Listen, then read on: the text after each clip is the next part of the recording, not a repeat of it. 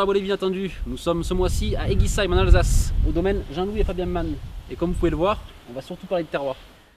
Voilà, je suis donc avec Sébastien Mann. Salut Sébastien. Salut. Donc est-ce que tu peux nous en dire un peu plus sur cette magnifique région qu'est l'Alsace? Avec plaisir. L'Alsace, c'est 16 000 hectares de vignes. On retrouve les 3/4 des vignes en coteaux, qui se retrouvent sur le flanc vosgien. On retrouve 51 grands crus en Alsace. Et chacun a sa particularité en fonction de son terroir. D'accord. Sur les grands crus, on peut revendiquer que 4 cépages. Les 4 cépages qu'on peut revendiquer, le Riesling, comme on peut voir derrière nous, le Gewürztraminer, le Muscat et le Pinot Gris. Voilà, ça se rajoute 3 autres cépages, il y a le Pinot Blanc et le Sylvaner, et un seul cépage rouge, le Pinot Noir. Ok. On va peut-être aller à la cave pour parler plus de ton domaine. Avec plaisir. Allez, on y va. Allez, on y va. C'est parti.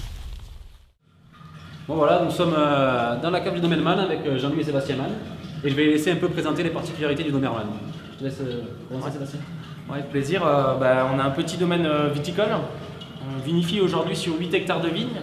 On est des passionnés de terroir, donc on fait des sélections parcellaires. Comme vous pouvez le voir derrière, on a beaucoup de petites cuves. On est très puriste, on va séparer. Donc sur les 8 hectares de vignes, on a plus de 50 parcelles différentes. Et on va tous les séparer pour avoir ce côté très pur du vin. D'accord. Voilà. Et qu'est-ce que ça vous apporte en fait, ce côté parcellaire vraiment? On le retrouve comment dans les bouteilles?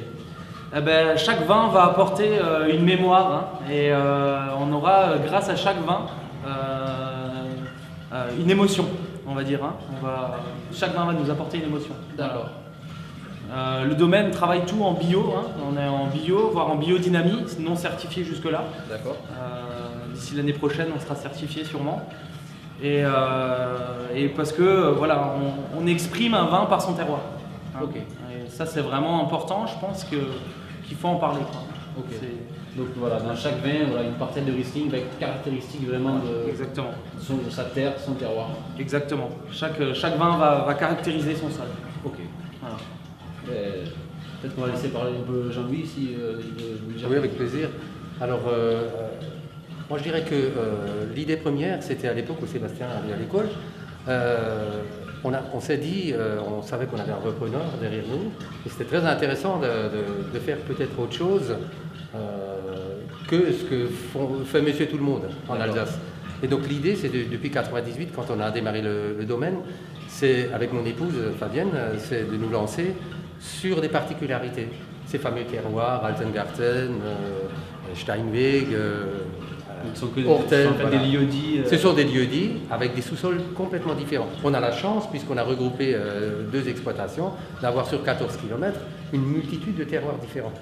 Et ces terroirs sont les uns, comme les autres, tout à fait différents.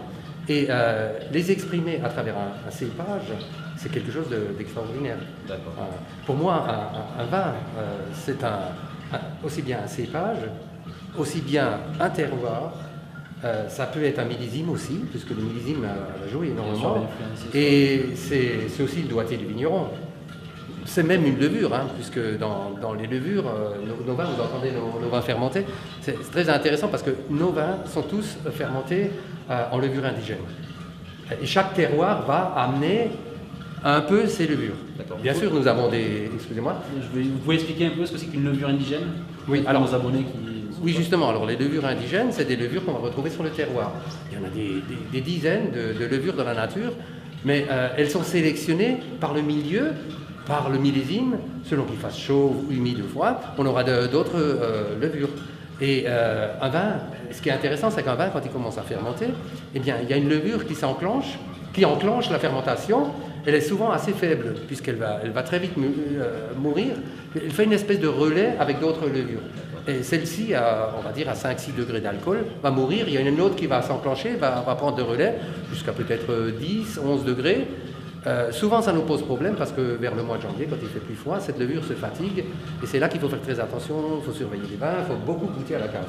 Et ensuite, on attend une 3e, voire une 4e qui prend le relais. Donc, si vous voulez, chaque levure, ceux qui sélectionnent les levures le savent, chaque levure amène une particularité au vin. Et ça se rajoute au terroir, ça se rajoute, voilà. Donc on cherche la complexité. C'est cette 3 ensemble levures qui va créer le... Voilà, 3 levures, c'est mieux qu'une. Hein, si on met une levure sélectionnée, je ne vais pas les citer, mais il en existe dans les laboratoires, eh bien, on va donner une direction au vin vers un type de vin. On va standardiser. Alors, on ne veut absolument pas, avec Sébastien, on ne veut pas standardiser les vins. On veut avoir nos produits avec nos levures, voilà, de terroir et nos sous-sols. Ok. C'est très intéressant. Mais je vous remercie beaucoup.